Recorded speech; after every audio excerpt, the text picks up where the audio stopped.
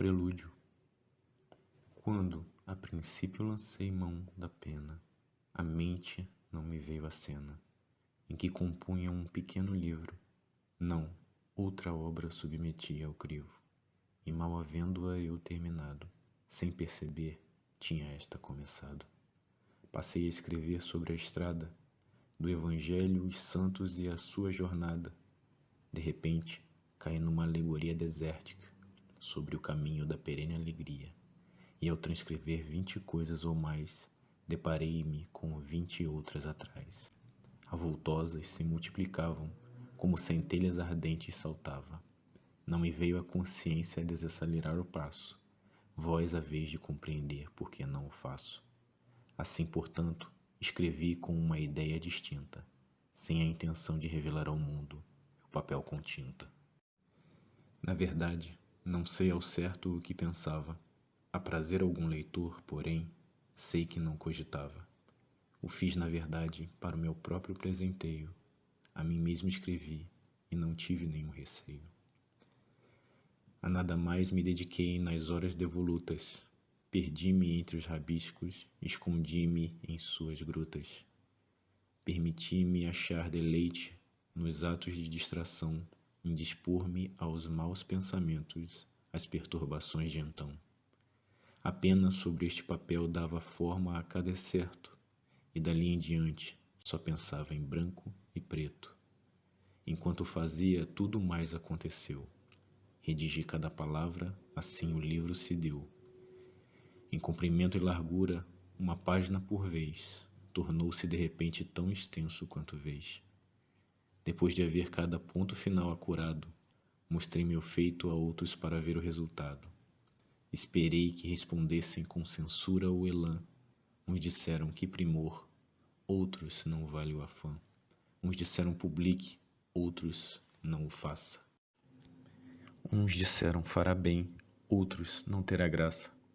Estava num impasse, não conseguia decidir. Faço isso ou aquilo, qual o melhor caminho a seguir? Pensei, portanto, se não podem solucionar a minha dúvida, decido, após ponderar, que tornarei a obra pública. Pois, como vi, alguns teriam feito assim, embora outros preferissem pôr a ideia a um fim. E para provar o conselho dos que quiseram bem, pareceu-me adequado pôr o projeto além.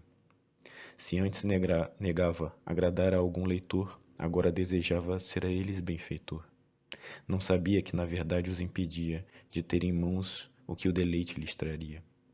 Aqueles que se indispunham a recebê-lo, não fui para ofendê-los que fiz o apelo. Se vossos irmãos se alegram em meu ato, evitem julgar até que o vejam de fato. Se não for útil a leitura, poupe seus esforços. Alguns amam comer a carne, outros roem até os ossos. Sim, para lidar com o seu desagrado e inquietação, tomei tais medidas e encerrei a reclamação. Deveria pensar a forma como escrevo? Ainda que o fizesse, fim diferente não vejo. Pois, se o fim é benéfico, por que mudaria então? Nuvens cinzas trazem chuva, nuvens claras vêm e vão. Sejam claras ou escuras, ao derramarem-se na terra, suas gotas regam campos e a sequidão se encerra. Tanto uma como a outra são louvadas igualmente, mas o verdadeiro tesouro é a vida da semente. No interior do fruto não há nenhuma distinção. Por qual nuvem fui regado? Ambas ali estão. O fruto cessa a fome, mas se o homem está cheio, lança fora tudo, de sua essência faz-se alheio. Pode ver alguma prática daqueles que sempre pescam? Para alcançar muitos peixes, quantas maneiras testam? Linhas, anzóis e redes usam toda a espécie de engenho. Mas não há vara nem linha que os atraia à distância. Devem lançar a rede se os quiser capturar. Senão serão em abundância, mas em abundância no mar. Como busca o caçador capturar a presa? São muitos os meios, inúmeros com certeza. As armas, as armadilhas, as luzes, os sons. Rasteja, avança, paralisa. Muitos esforçam-se, os bons. Mas todo um arsenal, posturas e fases, não farão dele um bom caçador de aves. Com assobios e sons é que serão atraídos. Se assim não fizer, muitos pássaros serão perdidos. Se uma pérola num sapo sua beleza ainda mostra, quem poderia dizer que nasceu de uma ostra? Um conceptáculo humilde abriga um tesouro, desdenham da aparência e perdem a joia mais bela que o ouro. Aqueles que buscam desvendar o duvidoso encontrarão sim, meu livro, um bem precioso. É nas ideias vazias que habita, portanto, tudo o que é demais, tudo o que sobeja um tanto.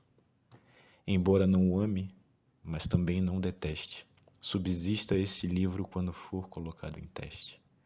Qual o problema? Será sombrio demais? Por ele ser fictício, não conterá verdade jamais? Digo que muitos homens usaram de fantasia para com palavras sombrias fazerem brilhar o que a verdade dizia. Mas querem o real, o sólido, o concreto. Metáforas nos deixam cegos. Qual o significado correto? Apenas somente escreve com muita solidez sobre as coisas divinas que afastam o homem da insensatez. Por ser metafórico, não sou consistente? Que dizer da lei de Deus? Será ela diferente? Não fora o evangelho pregado sob um fino véu?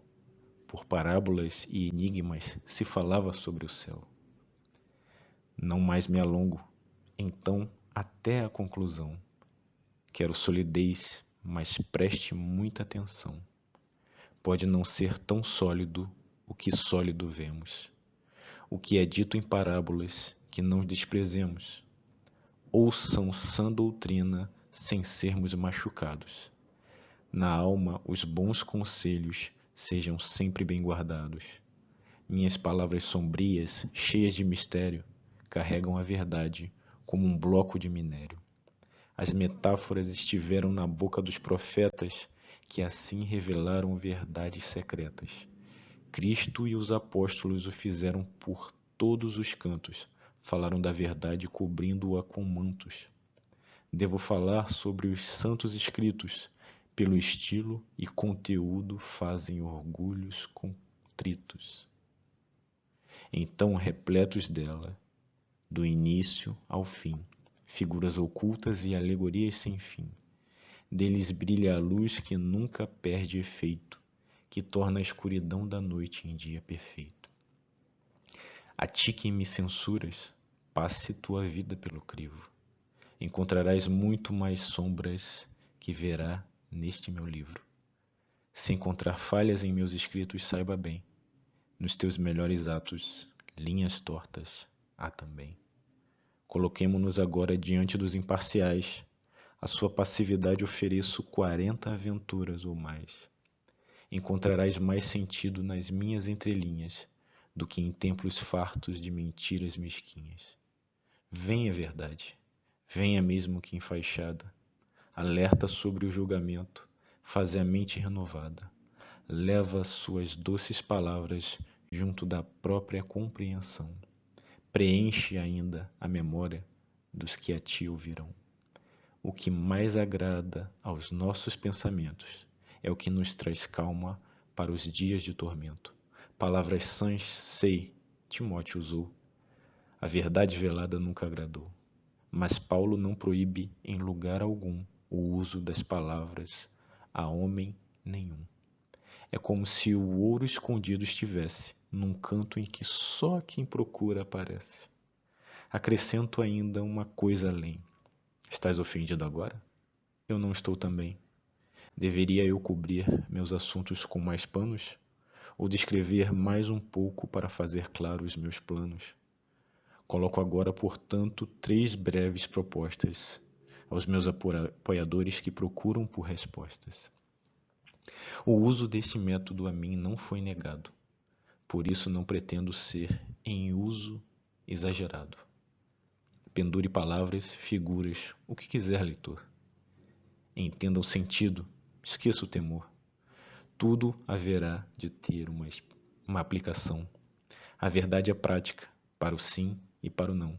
Licença tenho eu para escrever assim. Exemplos são diversos, inspiração para mim. São aqueles que honraram a Deus com palavras e o proceder, Nenhum homem deste tempo o faz com tanto prazer. Acredito que homens altivos escreveram diálogos cujos leitores a recusar não se atrevem. No entanto, a utilizá-los demais, sejam descartados como um rascunho se faz, mas que na verdade possa ser libertada e agir com efeito em cada empreitada. Qual maneira agrada a Deus? Quem o saberá? Melhor que aquele que nos ensinou a orar? Ele guia a nossa mente e apena a sua vontade, conduzindo coisas comuns no plano da divindade. Encontro a miúde no escrito sagrado, semelhanças com este método previamente anunciado. Refere-se a uma palavra, mas a outra aponta. Assim o farei também, levando o sentido em conta. Luz da verdade, esse método fará refletir teus raios fortes em todo lugar. E agora, antes que o repouso entregue a minha pena, falarei do proveito deste livro e então pintarei a cena em que tu a este livro juntos se comprometem, com aquele que humilha os orgulhosos para que não mais pequem. Este livro deixa claro bem diante dos teus olhos a história de um homem no deserto que planta com choro e volta carregando seus molhos. Fala de onde vem, mas também para onde vai. O que deixa para trás e o que busca quando sai. Mostra bem todo o caminho e o cansar das pernas, até chegar ao portão da glória e honras eternas. Verás os que depressa deixam tudo para trás, saem disparada em busca do que a jornada traz. Entenderás o motivo que o faz do forte ao fraco, empenhar tantos esforços enfrentando até a morte. Tu também te tornarás um viajante neste deserto, se ouvidos deres a um conselho importante. Serás guiado certamente a um lugar santo, a terra prometida, se compreenderem as instruções e as jornadas de como chegar, pois até mesmo o preguiçoso se levantará, e o cego coisas belas e surpreendentes verá. Queres tu o que há de tão raro e proveitoso? Ouvirás a verdade de um jeito novo? És esquecido? Pois hei de te lembrar. A alegoria agora há de te lhe ajudar. Lê meus dias, grudarão na tua mente. E quando estiveres em apuros, conforto estará presente. Portanto, escrevi este livro em tal dialeto que afetará dentre os homens mesmo o mais discreto. Parece novidade, porém nada carrega, senão a sã doutrina e um evangelho de entrega. Queres tu te distrair da melancolia? Queres deleitar-te numa história sadia? Queres ver enigmas, depois ouvir uma explicação? Ou encontrar-se absorto em mera contemplação? Entrarias tu num sonho, mesmo estando acordado? De repente se riria, logo após tanto ter chorado. Queres vir a perder-se sem que mal lhe machuques, depois te achares de novo sem encanto, feitiço ou truque? Lerias tu sobre algo que lhe foge à compreensão, e assim saberá se és bendito ou não? As linhas desta obra muito bem lhe farão. Venha cá, torne esse livro, leia-o com a mente, mas também com o coração.